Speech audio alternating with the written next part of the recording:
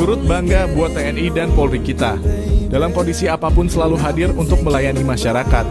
Khususnya dalam situasi pemilu ini, TNI Polri turut andil dalam mengawal logistik pemilu agar masyarakat bisa melaksanakan hak pilih mereka dengan lancar dan aman. Seperti yang kita lihat dalam kondisi ini, anggota TNI Polri mengorbankan jiwa raganya untuk mendistribusikan kotak suara ke daerah terpencil menggunakan jalur laut dan jalur darat. Memakan waktu yang lama dan melewati jalur yang sulit, tetapi TNI Polri tetap ikhlas menjalankan tugasnya demi masyarakat.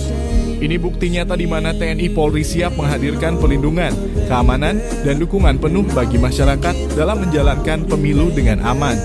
Terima kasih kami ucapkan untuk TNI Polri yang membantu menyalurkan dan mengamankan logistik pemilu agar pemilu berjalan lancar dan damai. Hormat, bangga, dan sehat selalu TNI Polriku. Disappearing when you wake up.